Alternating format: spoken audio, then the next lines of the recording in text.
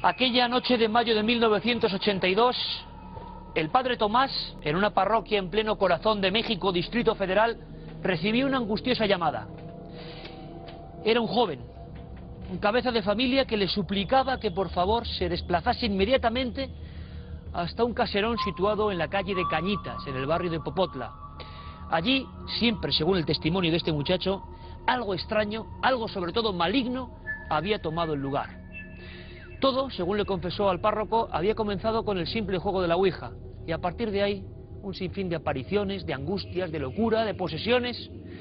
La verdad es que es una crónica de todo lo más absolutamente crudo que alguien se puede imaginar, siempre en el pequeño perímetro de ese domicilio.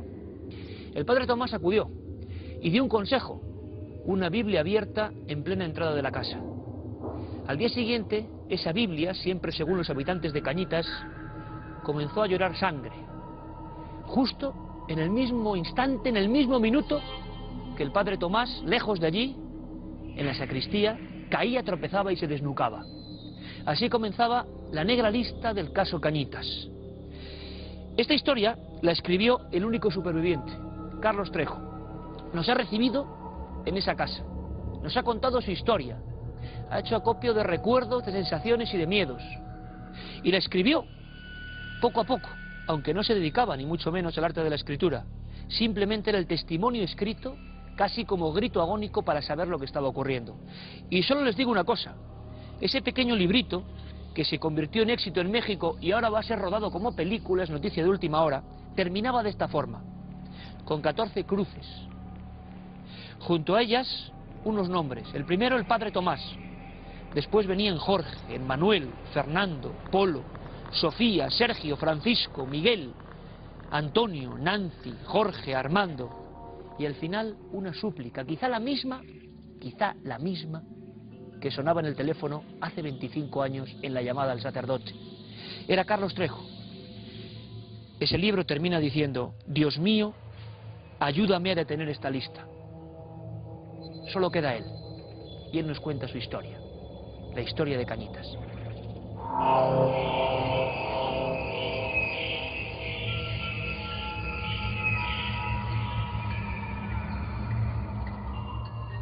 Nos encontramos en el barrio de Popotla, en México DF.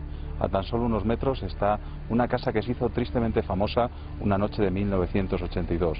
Les estamos hablando de la calle de Cañitas y les vamos a contar la vida de Carlos Trejo.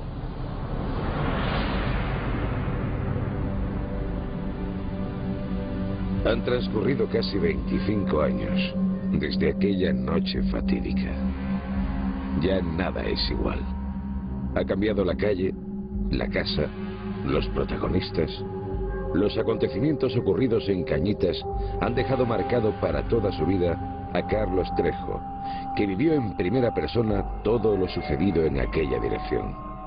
Él es uno de los pocos supervivientes de una ouija que se ha cobrado ya 14 víctimas.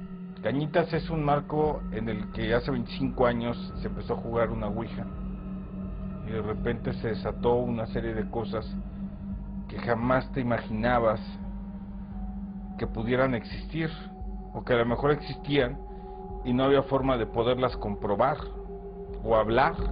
La ouija que se jugó aquella tarde desató una serie de acontecimientos dignos de una película de terror, pero por desgracia eran absolutamente reales. En 1982, mayo del 82, que se juega ese famoso juego de ouija, hubo la posesión de uno de los integrantes de esa familia de amigos y empezaron a desatarse muchas cosas. Por ejemplo, él cayó poseso y después durante un mes vivimos movimientos de objetos, bajas de temperatura, vivimos posesiones, gente que conocíamos perfectamente y que de repente empezaba a hablarte con otra voz, con los ojos en blanco, que le salían cosas, por ejemplo, de la boca, en donde uno decía, esto no puede ser. Durante un mes exacto, que fue todo mayo de 82 en esta casa, pues entraba perfectamente el sol y de repente dejó de entrar. De repente hacía mucho calor y bajaba la temperatura casi a cero y te salía el frío inclusive por la boca. Tuvimos la experiencia de ver inclusive cómo las camas empezaban a brincotear solas, sin tener una explicación lógica a esto. Todo ocurrió una noche de mayo de 1982. Norma, la hermana de Carlos Trejo, comienza a obsesionarse con contactar con un antiguo novio, según ella, fallecido en un brutal accidente. Lo que en un principio se presentaba como una broma entre estudiantes, desembocó en una serie de acontecimientos inexplicables que parecían estar ligados a la propia casa. La tabla parecía adquirir vida propia. El vaso se movía en todas direcciones, las palabras se juntaban para proferir insultos y maldiciones terribles. La última frase que se pudo leer, dictada por el tablero, fue: siempre estoy contigo. Y ahora me encuentro dentro de Manuel.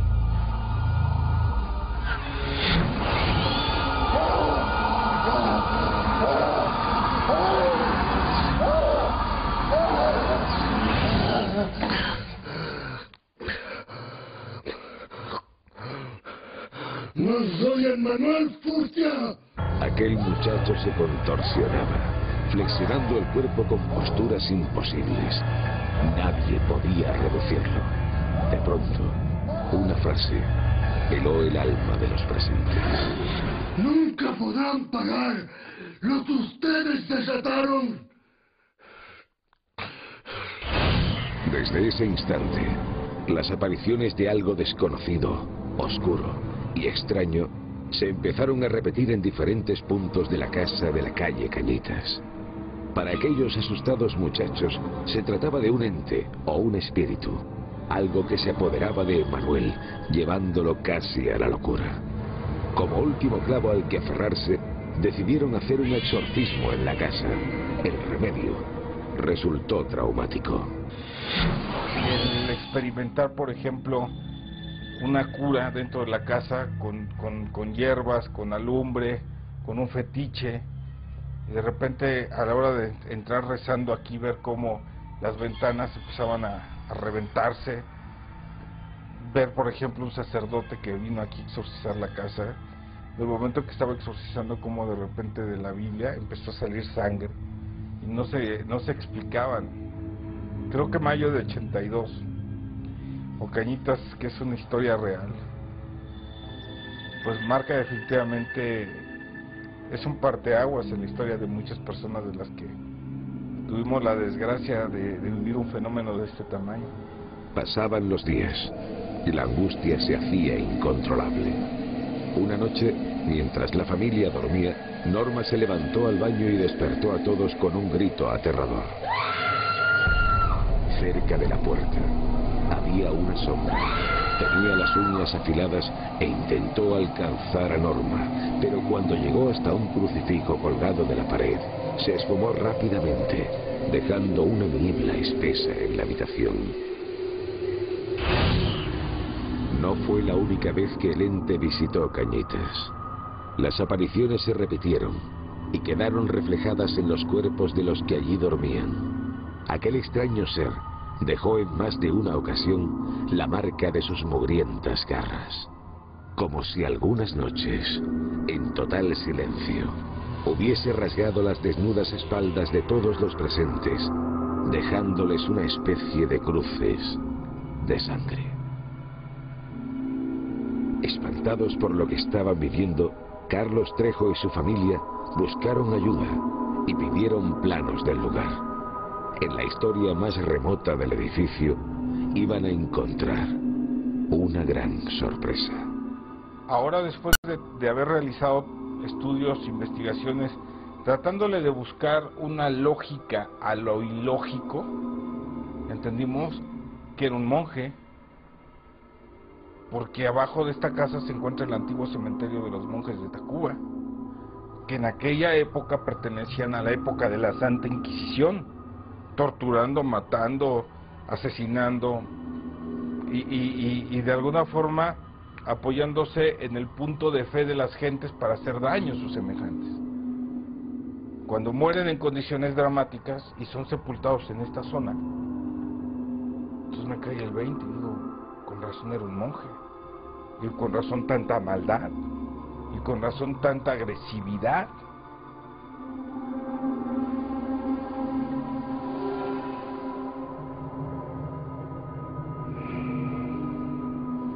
Han pasado 25 años, pero todavía el dolor parece instalarse en ese lugar ya mítico.